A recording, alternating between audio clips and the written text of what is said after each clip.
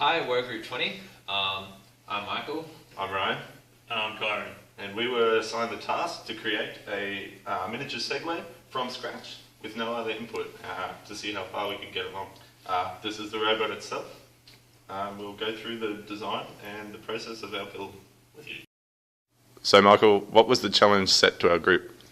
The challenge was for us to build a miniature Segway that could balance on its own, go up ramps and follow walls.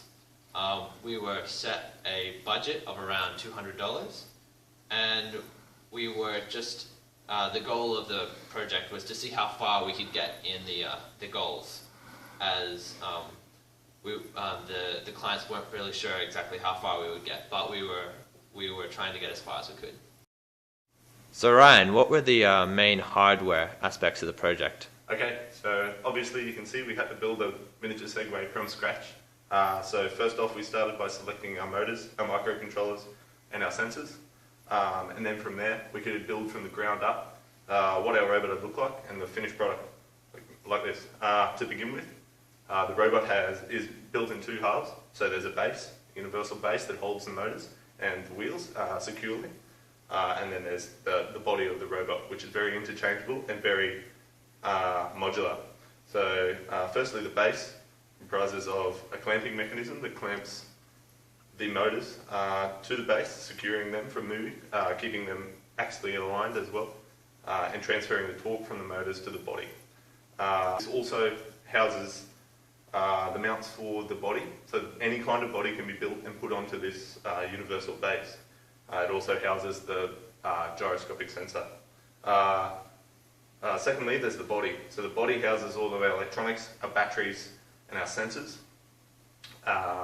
in a modular fashion, so that when we do design iterations, we don't waste any plastic.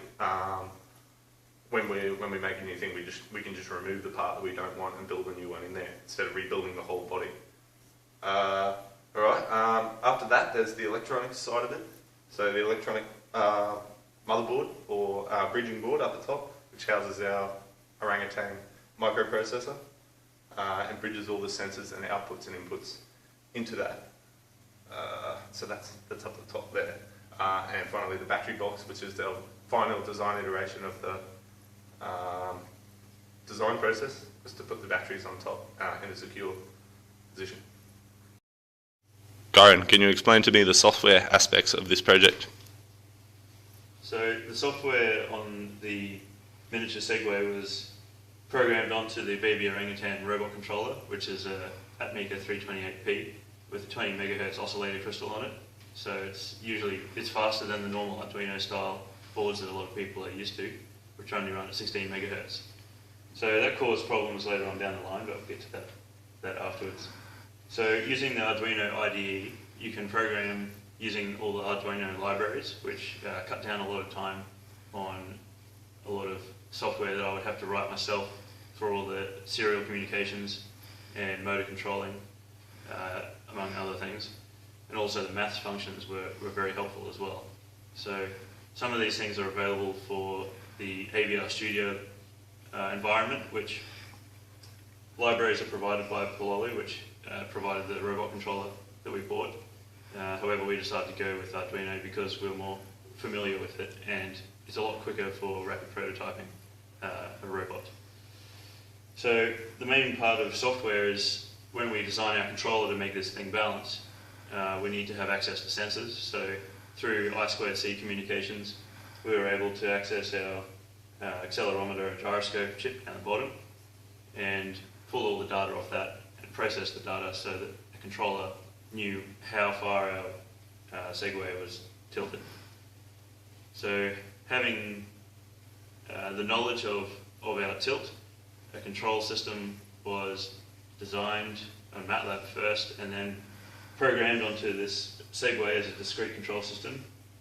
We ran it at 100 Hertz, so 10 millisecond loop time for the controller, and it was reasonably good at getting the data and applying a control effort to keep the robot up for the most part, which we'll see later. So as for the speed of the processing, it was fast enough to do the 10 millisecond loop time that we were looking for. So that was one benefit that was of the faster robot controller board.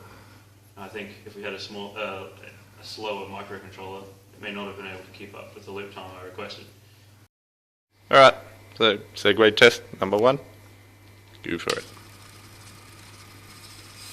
Oh, driving over my lap.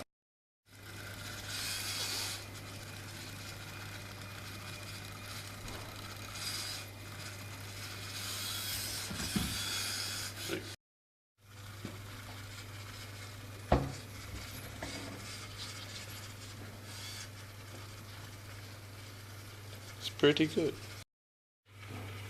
Right.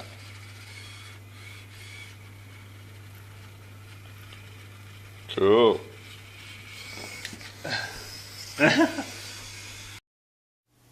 Can you go ahead and tell us the problems that we had with this robot? The first problem we had, which was a pretty bad problem, was that the PCB we had manufactured was hard to work with, and as such, whilst we were working with it, we unfortunately made a short which overpowered our gyroscope and critically killing it.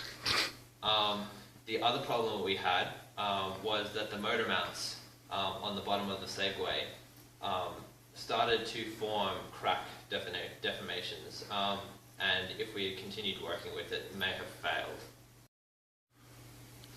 Can you tell me about the software interface problems that we had, Corin? Okay, so about halfway through the project, while using an Arduino Uno for serial communications and testing other sensors, we decided that we'd eventually be putting serial communications onto this controller, on the robot controller that would go onto the Segway. Unfortunately, the Arduino Uno has got all these nice interfaces with the USB to serial already embedded in it, so you can get a serial monitor working straight away, and it's a standard baud rate, and the Arduino libraries are built to deal with that speed of the Uno. However, when using the Arduino libraries on this controller, this baby orangutan, because it's overclocked, the baud rate is slightly off, and running at 20 megahertz, you have to do a conversion so that you can get the correct baud rate through. We also had issues with converting just the USART outputs to the correct levels of logic and voltage to talk with a computer's COM port. So that took a while to debug the issue, and we ended up getting an FTDI basic USB to serial converter board, which made it work, as well as changing the baud rate. So those issues were fixed.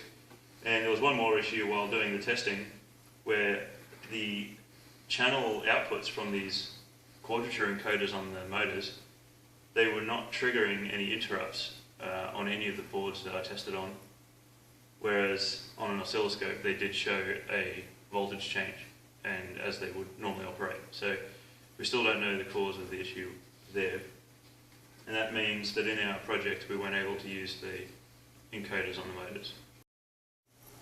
So Ryan, what if you had to do this again, what mechanical changes would you change to the design? Okay, so we decided upon the first change would be the motor brackets to make them larger and change the tolerances on the nut inserts so that when there's stress on this, it doesn't produce those cracks that Michael talked about earlier. The second point that we would change mechanically is to make the body just a little bit bigger, maybe 10% bigger, just a little bit more room, so we've got more room to move around with our sensors and height change. So Ryan, what changes would we make electrically to the design? Okay, so first up, we would put a lot more emphasis onto the electrical side of the design earlier in the game. So to produce a PCB would be our first goal now, not our last, as we had a lot of issues with our PCB and its iteration. And we also would outsource external manufacturer for the PCB, making it double-sided. Extra features that we would include on the PCB that we missed this time around is the serial interface is our number one that is needed for debugging when you're coding for this robot. Secondly, maybe another interface type, so a couple of coloured lights or an LCD screen if you really want to get into it. Thirdly, we put a charging mechanism on it, although it's not in the scope. It would make life a lot easier when it comes to testing to keep the batteries charged.